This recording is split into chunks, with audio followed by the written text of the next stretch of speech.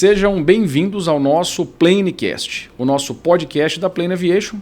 Hoje estamos trazendo aí o Matheus, que é o nosso piloto de traslado, um dos pilotos que tem maior número de horas em Cirrus do Brasil e recentemente chegou aí de Knoxville com a certificação do SF50, o nosso Vision Jet. Matheus, muito bem-vindo. Estamos aí, né? Isso aí, Cabral. No dia a dia, a gente está aqui e hoje poder recebê-lo é muito bacana, não só para passar um pouco da sua experiência, mas também poder, vamos dizer, trocar uma ideia com as pessoas que também estão nos assistindo. Então, muito bem-vindo. E aí? Obrigado. O que é estar nesse nosso podcast?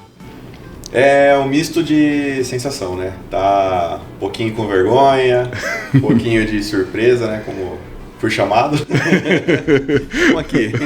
Muito bom, gente. Só para vocês saberem, esse nosso podcast a gente geralmente fisga pessoas para falar um pouco da nossa operação e também pessoas para falar um pouco da indústria. Às vezes as pessoas são pegas de surpresa. O Matheus foi um desses sorteados que hoje estava aqui no hangar e a gente decidiu gravar então esse nosso podcast. Tenho certeza que vai ser muito bacana e vai ser um bate-papo muito técnico também. Matheus, como que foi a sua experiência lá em Knoxville fazendo o curso do Vision? Conta um pouco para nós, muitos pilotos que têm vontade de fazer e tirar um type rating, fazer um curso fora do país. Como que é, como que são a disponibilidade dos simuladores? Então, para quem nunca esteve em Knoxville, você que eventualmente vai receber aviões lá e foi fazer agora esse curso, conta pra gente aí como que foi, como que é essa experiência. O curso ele começa mais ou menos uns 2 meses antes da data agendada para o treinamento, né? Então, você recebe o material, recebe os manuais do avião e todo outro material pertinente ao curso, né? Que são as manobras, enfim, que vai ser falado no curso. Faz o módulo online, tem que chegar pronto com isso e também com as suas anotações, né? Que teve de dúvida no meio do estudo, né? Então, eu comecei ele ali por setembro, outubro, fiz todos os vídeos, bastante vídeo para assistir. E são vídeos assim que, vou pular o vídeo, não dá, porque são vídeos de 2, 3 minutos, que no final tem um quiz, então não tem como fugir deles. Boa, isso tudo na plataforma LMS da Cirrus, lá no Cirrus Approach, né? Exatamente, então online e mesclado com os livros físicos também, que vem o Pilot Information e o Aircraft Information, que é o PIN e o AFM, e também a parte de uma apostila que é o que vai ser falado na sala de aula. Tudo que você vai ver na sala de aula nessa apostila meio que mastigado para você também chegar lá sabendo ela e tirar suas dúvidas. Entendi, ou seja, essa apostila é uma preparação ou é não sei se a gente pode chamar de manual, mas um compilado do manual. Um compilado do manual, é um resumo do manual, com alguns tópicos, mas nada muito difícil não, né? Então, chegando lá, você entra na sala de aula com o seu instrutor e ele vai fazer um resumo dos tópicos que você viu no curso em si, né? Boa. Hoje os treinamentos aeronáuticos eles estão muito mais pautados em você demonstrar o que você estudou do que efetivamente aprender sobre o avião. Exato. Quantos dias de ground school que é o curso hoje do Vision? São, totalizando, né? Dá ali uns seus 10 dias, né? Mas 5 dias de ground school na sala de aula, entre as 8 da manhã, sai às 5 da tarde. Boa. Usando para o almoço e algumas pausas para café, né? E isso daí você chega lá, você já tem que saber a base da aeronave, né? Que é o que eles mandaram para você no approach, no online. Que eles irão repassar, né? Aí pontuando outras coisas, entendendo melhor os sistemas e tendo dúvidas você pergunta pro instrutor. Então 2 dias de aula você faz no final do segundo dia um teste, uma prova, mais 2 dias de aula, mais uma prova e aí o 5º dia ali é mais ou menos um resuminho de tudo ali, conversa com o instrutor, enfim. Boa, e essa parte teórica lá, é mais sistemas ou eles colocam SOP, colocam normal procedures, abnormal procedures, o que tem? Eles fazem a parte da sala de aula, mais sistemas, e mesclado com a sala de aula você faz algumas sessões no simulador estático. No estático aí sim tem os procedures, né? Então você senta lá, vai fazer um flow do checklist, preparação de cabine, e você senta no avião como se estivesse no avião mesmo fazendo todo o seu procedimento, né? Legal. E na parte de voo também seguindo os standards da SOP, né, da aeronave. Legal. E Matheus, fala um pouco para nós do Full Flight Simulator. São quantos dias, quantas sessões, como que é a disposição? Na verdade, até a nossa equipe de edição aí, se puder colocar algumas imagens lá do centro de treinamento, lá o Vision Center, lá em Knoxville, eu acho que vai ficar bacana para ilustrar. E como que é essa sensação, como que é o display desses simuladores lá? São 2 simuladores que a Cirrus tem, né? Então, o primeiro simulador foi o que inaugurou o Knoxville, né? Inaugurou o centro de treinamentos. E o segundo simulador é até interessante que eles utilizaram um cockpit de uma aeronave que veio, por algum motivo, da RPT, acho que foi que caiu o andar em cima dela, por conta de um tornado, e eles fizeram um simulador com esse cockpit. Bacana essa história. E eles colocaram então esse cockpit no mesmo centro de treinamento lá na... Isso, eles fizeram o nível Delta com esse cockpit do avião que sofreu esse PT. Então, são 5 sessões de mais ou menos 2 horas, 2 horas e meia cada sessão. A sexta sessão, vamos dizer assim, é o check, que é feito com o checador da própria Cirrus. E no Full Flight Simulator aí é cobrado o voo em si, e eles batem muito na parte de emergência, né? Que uso do paraquedas, fogo, enfim, as emergências que podem acontecer numa aeronave, né? Maravilha.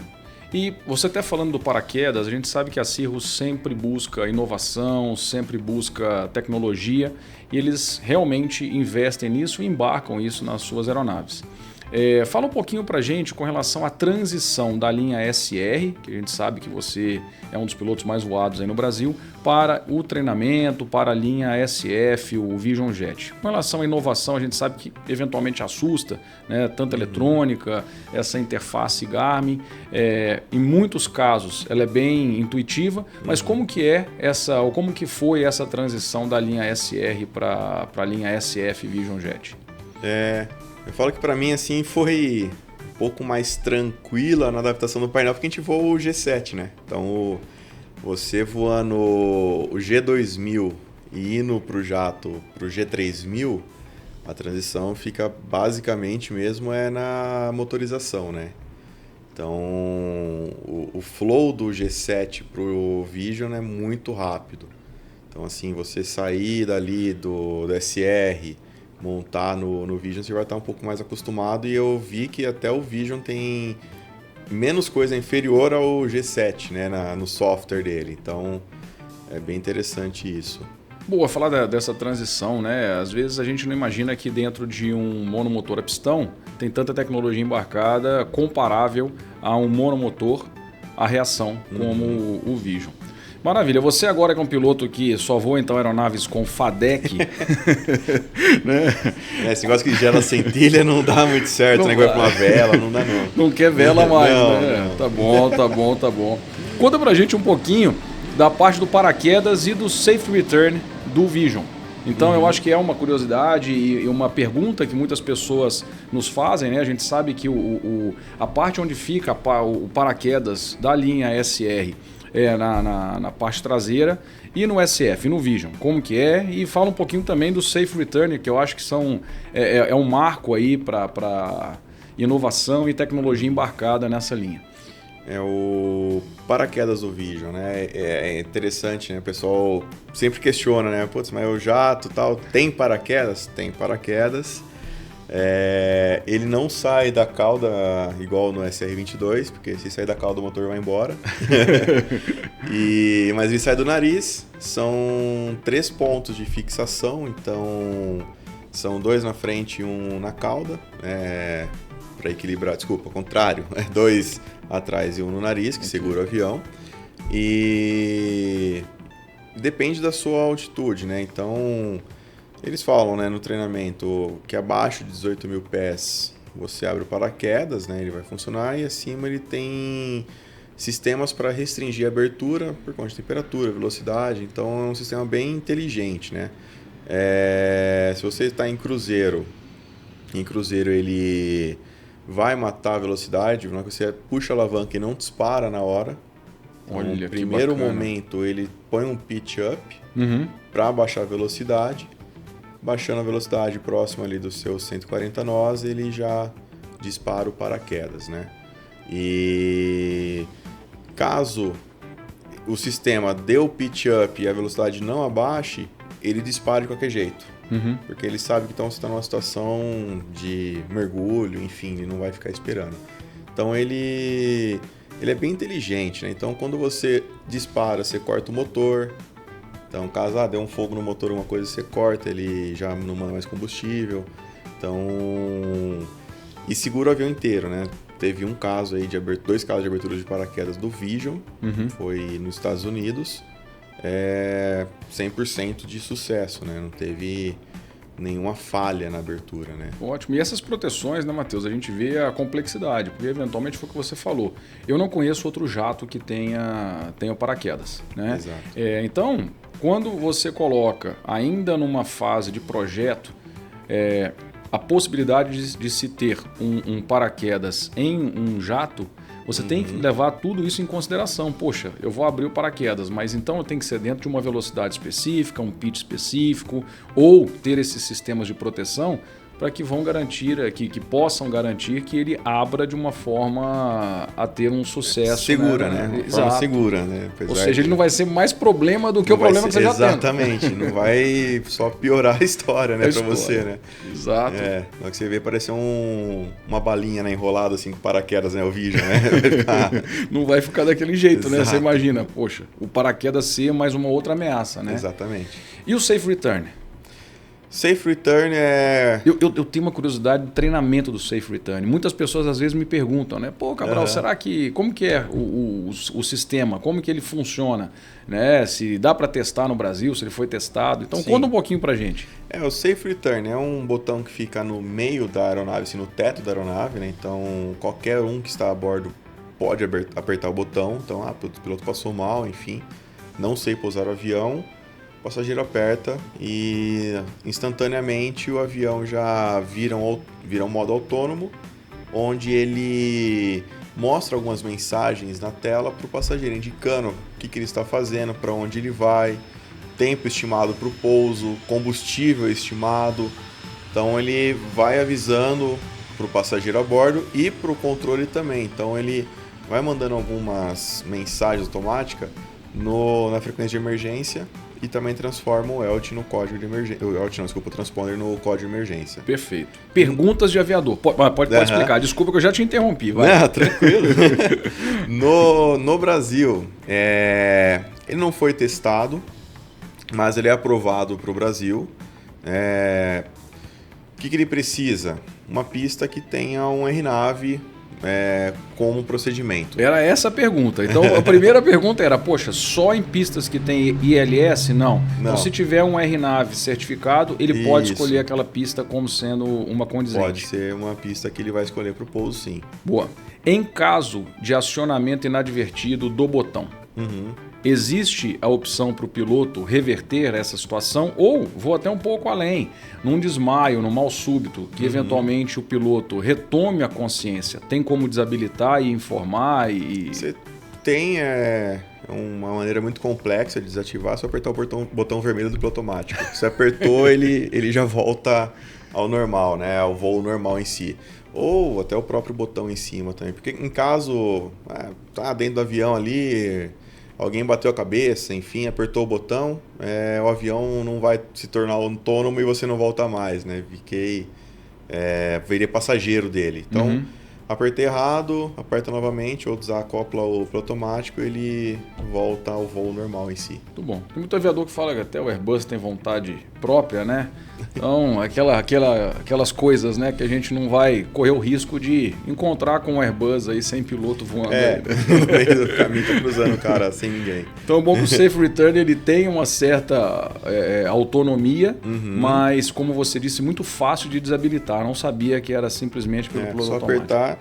E também tem outras maneiras ele ativar sozinho também. Se você ficar forçando muito o avião com curvas, habilitando o sistema de proteção, ele também ativa o safe.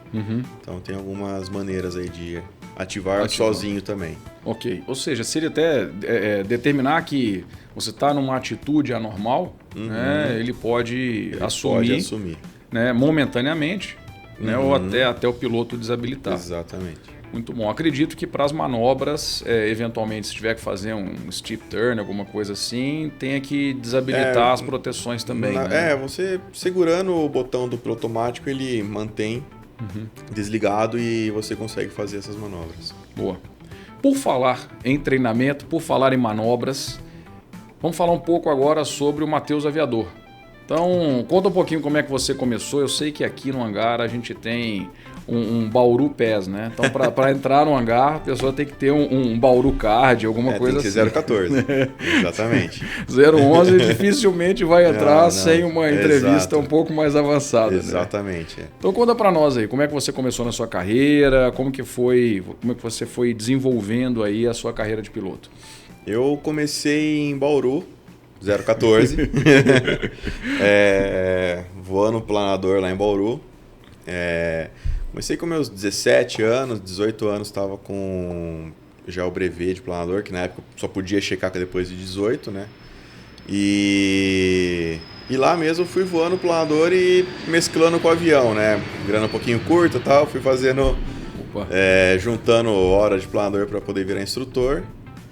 E o que a gente fazia lá era chefe de pista, né? Então, ficar na pista lá, anotando pouso e decolagem da turma, organizando a fila para ganhar um voo de planador. Então, maravilha. Eu trabalhava o dia inteiro para ganhar um reboque. Para ganhar um reboque, exatamente. E aí eu virei instrutor de planador, fiz meu voo de cheque lá em Bauru também. Fui dando instrução de planador e tirei o meu PP. Depois que eu tirei o PP, não abandonei o planador, continuei voando. Isso foi muito bom porque o planador dá um pé em mão gigantesco assim pro aviador. Ele fica mais fino os comandos, né? Vamos falar assim. Foi até engraçado também no curso do Vision, que eles fazem simulação de flame out, né? Então apaga o motor e vem para pouso planando. Cara, era um planadorzão o Vision, né? Tipo, é um planadorzão, né? Então você tem esse feeling de saber se você chega ou não, né? Na pista. E depois disso, virei rebocador em Bauru, reboquei planadores lá por alguns meses e tive uma proposta de vir para Jundiaí para voar no APP, que era o clube de planadores aqui em Jundiaí. Bacana. Na época que tinha planadores, e não tem tanto tempo assim, né? Isso daí, na verdade, eu peguei assim um pouco do fim, né? Eu não cheguei a voar planador puro em Jundiaí, que é planador sem motor. Eu voei os planadores com motor aqui em Jundiaí. Que eram 2 grobs, e rebocava lá em Rio Claro na época, com um Paulistão. Para quem não conhece, o Paulistão é um motor de? Motor 150, né? 150 HPs numa estrutura de um Paulistinha. Então você vai no banco de trás, não é nem na frente, no voo solo, para equilibrar o CG dele. O peso e balanceamento ali tem que estar bem... Porque é um motor grande, né? Grande. Uma máquina tão levinha, né? Mas é um baita avião. Hoje está voando lá em Rio Claro, esse avião tá com o aeroclube de lá, mas uma baita máquina que, legal. Dá saudade. E como que foi migrar dessa área de instrução de planador, né, para instrução de aeronaves? Mesmo, né? Aeronaves a motor, Sim. Eu tirei a carteira de instrutor aqui em Jundiaí e na época eu estava na AirTrain também, né? Então, assim, o presidente do APP, que era o Faria, também era o sócio-diretor na AirTrain, né? Então, ele fez uma transição comigo ali para AirTrain. E que na época a AirTrain, então, era a escola que representava os Cirrus no Brasil. Exato, só que eu não comecei no Cirrus, eu comecei no PA-18, né? Tá bom, tinha um avião lá, um PA-18 para instrução e alguns alunos para voar, né? Então eu comecei voando lá, dando instrução no PA-18 também, asa pro vento, pedal pro outro, aluno que nem pra grama, enfim, aquela loucura, né? Que todo instrutor de aeronave convencional passou por isso, né? Exatamente. Não tem como fugir. Exato. Aí depois de fazendo esses voos no PA-18, eu fiz a minha transição no Cirrus, e aí onde eu comecei mesmo a voar Cirrus efetivamente, né? E quando que foi isso? Quando que o Cirrus entrou na sua vida? Comecei em 2016 a voar Cirrus, assim, 100%, né? E ali comecei a dar treinamento, transição, cursos teóricos também, né? Enfim, não era só o prático. E voando para todo canto do Brasil, né? Então, lembro que o meu primeiro voo longo, assim, foi acompanhar uma transição. Fui dar uma transição para um cliente. E já fui para Teresina já com esse cliente no G5. Foi bem bacana, assim. Exato. Para quem não sabe o que é o curso de transição da Cirrus, né? Quando a gente fala em inovação da Cirrus, o que é o curso de transição? Pode explicar para a gente aí. O transição é uma transição, né? Vamos falar assim, saindo... Estão voando um avião de uma performance, estou indo para um Cirrus, que é outra performance, enfim.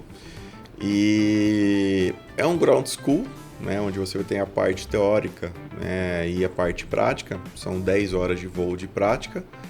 E você vai aprender do avião inteiro, vai sair dando aula para o seu instrutor, né? É onde você aprende todos os sistemas, enfim, voa, faz bastante pouso, situações de emergência, situações anormais, né? Então, é um curso que você... tira todas as dúvidas e sai voando os Cirrus, né? Isso. E o legal é até deixando claro para o pessoal que quando a gente fala de inovação da própria marca, eles inovaram em oferecer um curso, né, para a pessoa que está comprando uma aeronave Cirrus, seja ela nova ou usada, né? Exato. Então, poxa, você está entrando, você precisa de uma transição, como você disse, de uma aeronave eventualmente um pouco menos complexa do que o Cirrus, do ponto de vista tecnológico, do ponto de vista de asa, de performance, né? Então, eu acho que é muito bacana e aprende todo mundo, né? Exato. Então, você está falando aí em quase 10 anos já voando, vamos dizer, 100% Cirrus, né? Você tem mais ou menos uma ideia quantos alunos passaram por você nessa fase aí, nessa época? Não tenho. Não tenho esse nos número. últimos 10 anos? Não tenho, né? esse número, não. Mas é bastante gente, né? Você conhece muita gente do Brasil inteiro, né?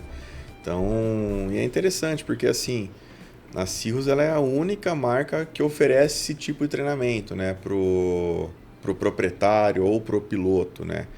Então, é muito interessante isso, porque você roda o Brasil inteiro dando curso, né? Vejo hoje os meninos da Charlie Zero aí, você pergunta de um, é turista, né? Ele sumiu pro mundo. Dificilmente estão todos aqui, né? Exatamente. Então, você conhece muita gente e são horas que você voa ali e está sempre aprendendo, né? Mesmo ensinando para alguém, mas você está aprendendo também com o aluno ali. Bacana. Matheus, a gente, durante o ano, nós temos aí algumas campanhas para mais explicativas, campanhas onde a gente pode trazer assuntos diversos aqui para o nosso podcast e também para entrevistas. E a campanha desse primeiro trimestre é com relação a upgrade de aeronaves. Quando a gente fala em upgrade, é muito corriqueiro termos perguntas e termos pessoas vindo nos visitar ou entrando em contato para saber como que faz um upgrade de aeronave. Então, não só aquela pessoa que nunca teve um avião na vida, mas principalmente aqueles que estão vindo de outras marcas, eventualmente de aeronaves mais antigas, de outros fabricantes para os Cirrus, ou aeronaves Cirrus, né, mais antigos também, de uma geração 1, 2 ou 3. Ao ano, né? E vindo para umas gerações mais novas.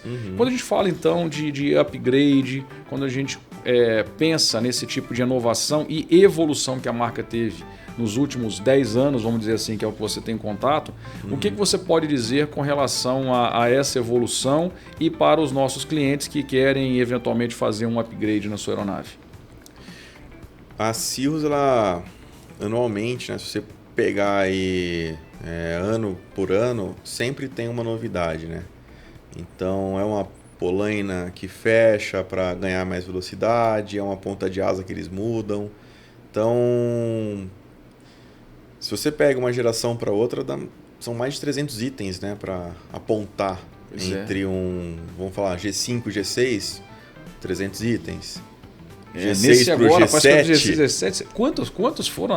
Quantas alterações? Eles falam em mais de 400 alterações. Mais de 400, né? Então, assim, são as visíveis, né? Que é no caso do G7, é o painel e o design do interior, as visíveis. E aquelas que a gente não percebe, né? Que é um desenho da asa, eles mudaram um pouco o desenho do board attack, então isso daí também dá uma acelerada no avião.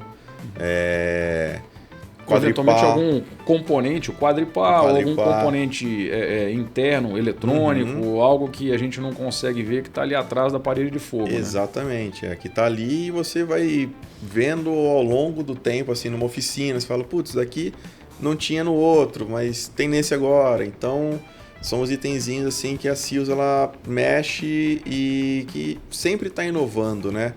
O que eu achei espetacular mesmo não ter mais os cabos ali no meio, os cabos dos fones. Exato. Então, poxa, só de ter o passageiro poder colocar o seu fone ali no assento... Na lateral do avião, né? O apoio do passageiro também de braço do passageiro, aí ficou muito legal. Porta-copos ficou maravilhoso, né? Para acomodar vários tamanhos de garrafas e copos. Hoje você leva aquela febre, né? Que tá o copo, né? Que é grandão, assim, térmico, né? Enfim, você põe lá e não tem que fazer bagunça, exato. Não precisa fazer bagunça. Então, ela está sempre pensando...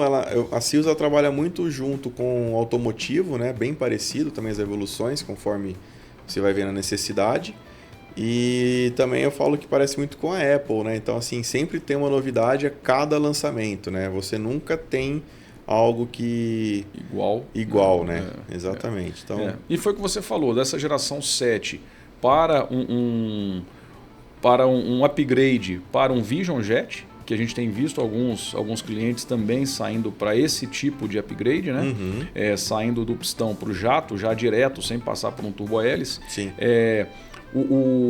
Muito mais simples, né? Essa transição, né, foi o que você falou, muda mais a motorização mesmo, né? Só uma adaptação ao motor, à reação, do que, vamos dizer, uma eletrônica, um painel, uma interface maior, né? São dois pontos que tem que lembrar, né? É o trem, que a gente não tem no 22, né? E, enfim, mas ele também tem sistemas para te alertar que você esqueceu o trem em cima.